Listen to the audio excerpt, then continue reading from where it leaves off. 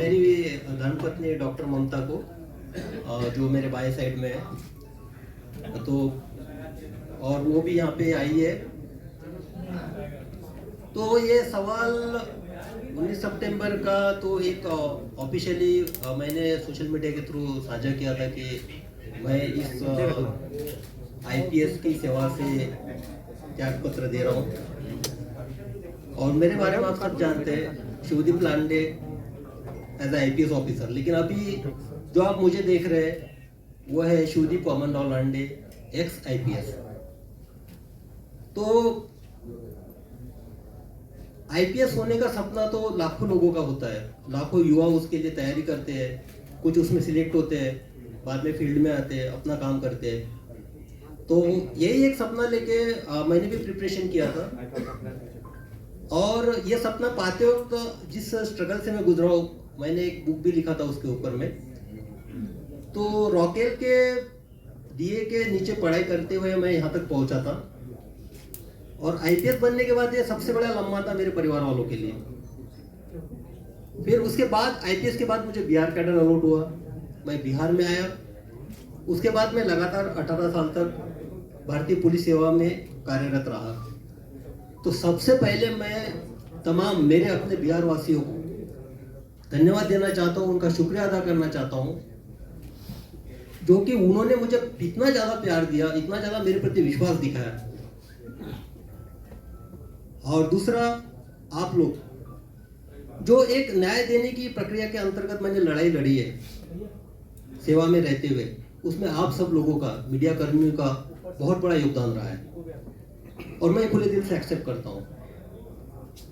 तो अभी जब इतने स्ट्रगल के बाद एक आईपीएस मिला है और मैं आईजी रैंक पे था, इंस्पेक्टर जनरल रैंक पे, इसके बाद मेरे लिए अपॉर्चुनिटीज बहुत ज्यादा थी। मैं सेंट्रल में सीबीआई में जा सकता था, आईबी जा सकता था, आरएनडब्ल्यू जा सकता था, central paramilitary forces CISF CRPF में वहां पे भी जा सकता था। अपने आप का जो पर्सनैलिटी ग्रोथ था वहां पे हो सकता था। लेकिन मेरा जो मन था वो एक तरह से बेचैन था, क्योंकि मेरा ये पर्सनल मानना है कि जीवन में जो आपकी धरती माँ होती है उसका आपके ऊपर कर्ज होता है। तो धरती माँ के एक माटी का कर्ज वो वहां होता है जहां आपका जन्म होता है, जहां आपकी परवरिश होती है। और दूसरा कर्ज आपके उस माटी का वहां पे होता है जो आपकी कर्म भूमि होती है। मैं मानता हूं कि मेरा जन्म महाराष्ट्र में हुआ, मेरा नाम शिवदीप मेरे माँ पिताजी ने रखा। लेकिन जो शिवदीप नाम है, इसको सही मायने में जो वजूद है, जो एक पहचान है, जो एक आइडेंटिटी है, वो मुझे बिहार ने दी और इस कर्मभूमि ने दी। तो जब मैं इस आइडेंटिटी को देखता हूं, मेरे शिवदीप नाम को देखता हूं, जिसने आप लोगों के माध्यम से भी पूरे देश ने जाना, तो मैं अपने आप के लिए, खुद के लिए नहीं जी सकता हूं। जब मैं अभी पूरे बिहार को देख रहा हूं, यहाँ के स्पेशली युवा एनर्जी को देख रहा हूं, युवा पीढ़ी को देख रहा हूं, तो बिहार के आने वाले 10 साल में दशा और दिशा कई सारे सवाल मेरे सामने पैदा करती है, मुझे सोचने पे मजबूर करती है। तो मुझे लगा कि सिर्फ सेवा में रह के मैं अपने आप के ग्रोथ से ज्यादा जिस माटी का कर्ज मेरे ऊपर है उसके तरफ क्यों ना एक कदम उठाओ, क्यों ना वो बिहार की दशा और दिशा में जो युवा ऊर्जा है, युवा एनर्जी है, उसको चैनलाइज के तौर पे एक माध्यम बनूं। तो फिर मैंने डिसाइड कर लिया कि निस्वार्थ सेवा देनी है। एग्जाम्पल के तौर पे बता दूं, अभी परसों रास्ते से जा रहा था, एटीएम के बाजू में एक सिक्योरिटी गार्ड खाना खा रहा था। बाजू में देखा, आप यकीन नहीं कीजिएगा, थाली में चावल थे, पानी डाल रहा था, इसलिए मेरा ऑब्जर्वेशन क्या है, उसमें पानी डाल के चावल खा रहा था पानी के साथ। तो वो तो पुलिस का काम नहीं हो, पुलिस के पास नहीं आ सकता अगर मैं सर्विस में रहता तो। लेकिन हाँ भाई, उसके चावल के साथ मैं एक साग क्यों नहीं दे सकता हूँ, अचार क्यों नहीं दे सकता हूँ, उसके साथ रोटी क्यों नहीं दे सकता हूँ, ये सवाल मेरे मन में था। तो मैंने सोचा कि त्याग करना चाहिए, इसलिए मैंने निर्णय लिया कि सर्विस से इस्तीफा देना चाहिए। तो अब इस्तीफा देने के बाद दो सबसे इम्पोर्टेंट ये थी कि जिनके वजह से मैं इस दुनिया में आया, मेरे माता पिता, उनका कॉन्फिडेंस जरूरी था लेना।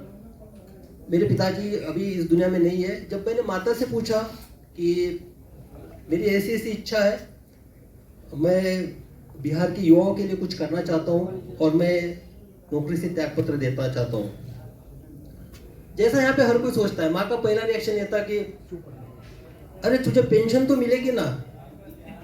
तो मैंने बोला नहीं, पेंशन के लिए तो मुझे और 2 साल वेट करना पड़ेगा। तो बोले 2 साल, लेकिन तुम अभी क्यों करना चाहते हो? मैंने बोला कि नहीं, मेरी अंतरात्मा की आवाज है ये कि मुझे अभी करना चाहिए, ये सही समय है। और दूसरी जो जिम्मेदारी, उसने फिर बोला कि नहीं, आप किसी का दुख दर्द बांटने के लिए जा रहे हो, जिसने तुमको पहचान दी वो आप कीजिए। दूसरा जो रिस्पॉन्सिबिलिटी था जो मेरे वजह से मेरे लाइफ में है, एक तो मेरी पत्नी डॉक्टर ममता और मेरी बेटी वहाँ पे अर्रा जो बैठी है, तो इनकी जिम्मेदारी भी एक होती है, तो इससे भी मैं भाग नहीं सकता था। जब मैंने मेरे पत्नी से पूछा कि ऐसा ऐसा मैं करने जा रहा हूँ, तो क्या आप मुझे साथ दोगी? तो उसने हमेशा से मेरा साथ दिया है। उसने बेहिचक बोला कि आपको जो करना है कीजिए, बेटी की रिस्पॉन्सिबिलिटी मैं संभाल लूंगी, मैं सब कुछ देखूंगी। तो जब मुझे दोनों साइड से क्लियरेंस मिल गया, मैंने रिजाइन कर दिया और यहाँ पे मैं आपके सामने आज एक IPS के तौर पे बैठा हूँ, आपसे बात कर रहा हूँ। अब मैं करने क्या जा रहा हूँ, ये सबका सवाल है, सब पूछ रहे थे क्या करने वाले हो। तो मैंने पहले बताया था कि बिहार की जो दशा और दिशा 10 साल के बाद मुझे दिखाई दे रही है, वो मुझे बेचैन करती है, डिस्टर्ब करती है। लेकिन आप देखिएगा कि युवा एनर्जी, बिहार की युवा एनर्जी, आप ब्यूरोक्रेसी से लीजिएगा, देश के ब्यूरोक्रेट्स देखिएगा, IAS IPS से लेके देखिएगा, डॉक्टर इंजीनियर देखिएगा, army, navy, air force, specialized scientist, सब जगह देखिएगा आप, सबको सब तरफ आपको बिहार की युवा दिखेगा, बिहार का टैलेंट दिखेगा। वाइफ मेरी एक इंडस्ट्री चलाती है, वहाँ पे जब भी स्किल्ड काम होता है या तो हार्डवर्क का काम होता है, वहाँ पे बाकी लोगों की हिम्मत नहीं होती है, लेकिन वहाँ पे बिहार का स्किल्ड आदमी काम करता है, स्किल्ड इंजीनियर वहाँ पे आता है। तो मुझे ये महसूस हुआ कि जो बिहार देश के निर्माण में, देश के भविष्य में इतना योगदान करता है, हर फील्ड में करता है, बाहर में करता है, लेकिन बिहार के अंदर में क्यों नहीं? बिहार में जो युवाओं का जो सिचुएशन है वो स्टेटस को क्यों है, यानी जैसे थे सिचुएशन में क्यों है? तो मुझे इस सवाल का जवाब खोजना है, इसलिए मुझे लोगों के बीच में जाना है, युवाओं के बीच में जाना है, उनसे मुझे जानना है। और मैं जा इसलिए भी रहा हूँ कि मुझे हजारों मैसेजेस आते हैं, युवा जो है मुझे यहाँ तो एक प्रेरणा के तौर पे देखते हैं कि रोल मॉडल की तरह के मुझे इस तरह से बनना है, और दूसरा एक उम्मीद भी रखते हैं कि मैं समाज के लिए कुछ करूंगा। तो युवा, तो उनके जो मैसेजेस होते हैं उनका ये बेसिक ये रहता है कि सर हमको आपसे मिलना है, हमको आपको हमारी समस्या बतानी है,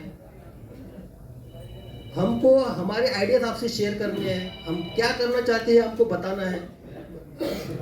तो मुझे लगा कि मैं तो अभी उसी फील्ड में था, यानी ब्यूरोक्रेसी में था, टेबल के इस पार था।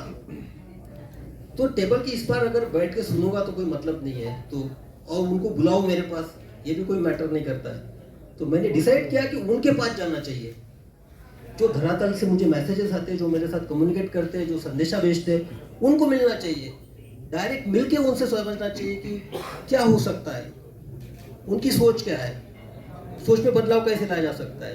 तो एक उसी तौर पे मैं अभी निकल पड़ा हूँ, युवाओं से मैं मिलूंगा। और इसके मेरे जो एक रन फॉर सेल्फ है, एक रन फॉर सेल्फ ये मेरा इंडिविजुअल है, मैं निकल रहा हूँ मिलने के लिए। तो इसमें मेरे 3 प्रिंसिपल्स है बेसिकली। पहला तो ये है कि देखो, आप फिट है, मैं भी फिट हूँ, आप फिट है तो आपका परिवार भी फिट है।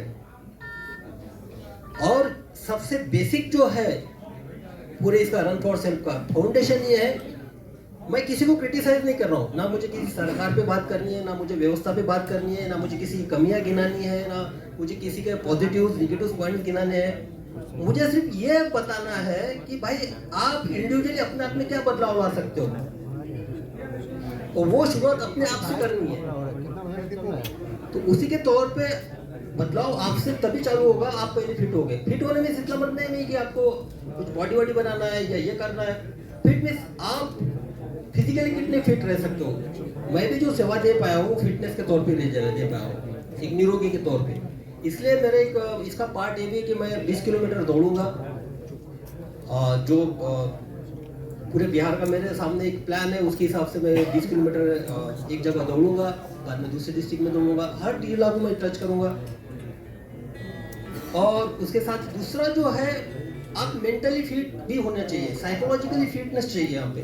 वो जो स्टेटस को की मैं बात कर रहा हूँ, जैसे थे सिचुएशंस की, तो भाई मैंने देखा है आप लोगों में एनर्जी देखी है। मैं जब पटना से ट्रांसफर हो गया था मेरा, why Patna is crying for this cop, एक आर्टिकल छपा था नेशनल लेवल पे, टाइम्स ऑफ इंडिया में, हाहाकार मच गया था, लोग रो रहे थे ट्रांसफर के बाद। और वो लोग कौन थे? वो लड़के थे, स्टूडेंट थे, जो 14 दिन तक 4 या 5 डिग्री सेंटीग्रेड में अपना अंचल पे बैठे थे 9 दिन तक। क्या था उनका? मैंने पासपोर्ट बनाया था या किसको मैंने केस से निकाला था, उनके लिए मैंने क्या किया था। लेकिन वो मेरे लिए सामने आए थे, उन्होंने अपना एक रजिस्टर दिखाया था कि ट्रांसफर के प्रति। उनके जो आंसू है, वो आंसू मेरी जिम्मेदारी और बढ़ाते हैं। देखो, आपका कोई खून का नहीं है, आपका कोई रिश्तेदार नहीं है, आपका कोई सगा सोहरा नहीं है, और आपके लिए रो रहा है, तो जिम्मेदारी और आप पे बढ़ती है।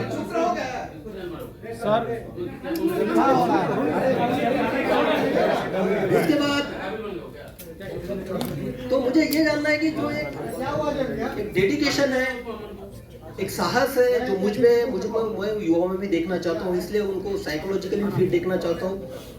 तीसरा सबसे इम्पोर्टेंट जो एस्पेक्ट है मेरा, वो है अवेयरनेस का। मैं युवाओं के बीच में जाऊंगा, युवाओं को मेरी अपील है, देखिए, ये अगर 10 साल हम अपने आप में बदलाव नहीं लाएंगे तो आगे वाली 10 पीढ़ियां हमको माफ नहीं करेंगी। शायद आपको माफ कर देंगे, लेकिन मैं जिस इंटेंशन से निकला हूँ, मुझे लगता है कि मैं तो पाप कर रहा हूँ फिर, अगर मैं कुछ नहीं कर पाया तो। मैं जिस माटी ने मुझे नाम दिया है उसके साथ मैं गद्दारी कर रहा हूँ, तो मैं उस इंटेंशन के साथ निकला हूँ।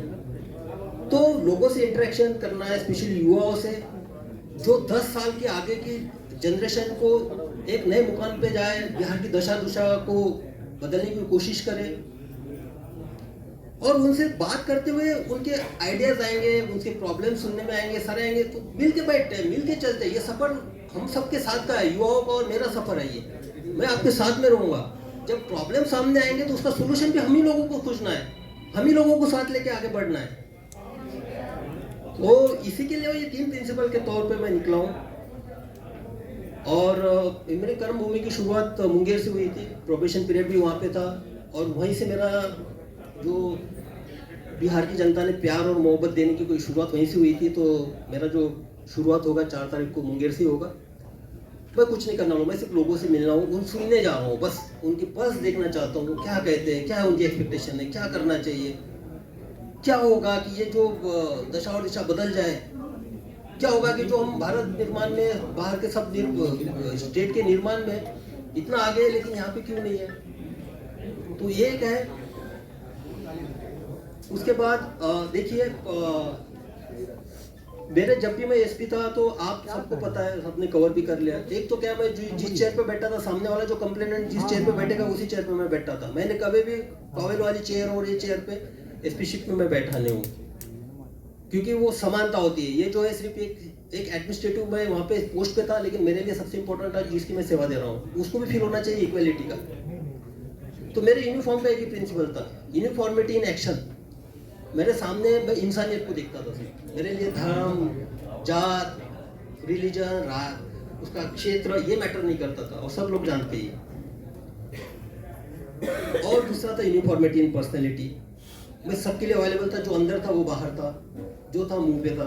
तो वहाँ पे देखा, जब मैं मेरा दरवाजा ऑफिस का हमेशा खुला रहता था, कभी उसको डोर नहीं लगता था उसमें। जब ऑफिस से मैं निकलता था तभी डोर लगता था, तो मुझे सामने दिखाई देते थे। जब मैंने सब लोगों को इंटरेक्शन है, सीधा आप आइए, कंप्लेंट बताइए, किसी आपको मीडिएटर की लेने की जरूरत नहीं है, क्योंकि आपको आवाज आनी चाहिए, आपकी आवाज मुझे सुनना है, आपकी आवाज मुझे बनना है, फिर न्याय देने की कोशिश करनी है। इसी तरह मुझे लगा कि किसी के थ्रू नहीं बात करते, जो बात करनी है सीधा बात करते हैं, इसलिए एक ऐप डेवलप किया। और मैं बता देना चाहता हूँ कि ये जो ऐप डेवलप किया उसका नाम है कनेक्ट विद शिवदीप, और वो बिहार के लड़कों और लड़कियों ने किया, उन्होंने किया ना, बिहार के लड़के और लड़कियों वो सामने आए। जब मैंने उनके सामने एक आइडिया रखा, बोले कि नहीं सर हम डेवलप करते हैं, तो उन्होंने कनेक्ट विद शिवदीप नाम का ऐप पे किया। उसमें आप डायरेक्ट कनेक्ट मेरे साथ हो सकते हैं, आप आपकी समस्याएं रख सकते हैं, क्योंकि बाकी जो इतने सारे प्लेटफॉर्म हो गए उसमें मैं फोकस नहीं कर पाऊंगा, इसमें मुझे एक आइडिया आ जाएगी।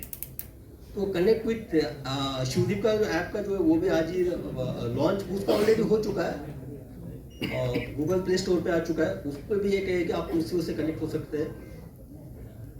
तो बस यही है। और एक कंक्लूडिंग रिमार्क में यही बोलना चाहता हूँ, देखिए मैं सिस्टम की साइड में था, टेबल की साइड में मैं सब जानता हूँ, हर विभाग के बारे में सब जानता हूँ मैं, क्या होता है क्या नहीं होता है, किस तरह से होता है, और उसका इलाज भी जानता हूँ किस तरह से होना चाहिए, क्या नहीं होना चाहिए, और कैसे काम करवाना है कर। अब टेबल को उस टाइप में लोगों के साथ जो यानी स्पेशली युवाओं के साथ जोड़ के देखना चाहता हूँ। और भाई मैंने यूनिफॉर्म छोड़ा है, खाकी छोड़ी है मैंने, यानी खाकी मेरे ये निकले, लेकिन जब मैंने डेडिकेशन और एक इंटीग्रेशन के साथ इंटीग्रिटी के साथ जो काम किया ना, ये खाकी अब मेरी चमड़ी बन चुकी है। मेरे ऊपर खाकी का यूनिफॉर्म नहीं है, लेकिन अंदर मैं खाकी हूँ, मेरे इसमें सब यूनिफॉर्म है। तो बस उसी तौर पे अब निकल पड़ा हूँ। अब आप लोगों का हमको सहयोग रहेगा। मैं आपके माध्यम से अपील भी करना चाहूँगा, जो बिहार की दशा और दिशा 10 साल में बदलना देखना चाहते, अपने अपने बदलाव लाना चाहते, कृपया वो हमसे जुड़े, हमारे साथ सहकार्य करें। हमको बिहार बदलना है, क्योंकि ताकि अगर ये 10 साल हम कर पाएंगे तो आने वाले 10 नस्लें याद रखेंगे कि नहीं वो जनरेशन ने किया था। और आप सबको जानते हैं कि मेरा निस्वार्थ रहता है, स्वार्थ इसके पीछे कुछ है नहीं। तो बस सर आपने कहा कि मैंने खाकी छोड़ी है, तो क्या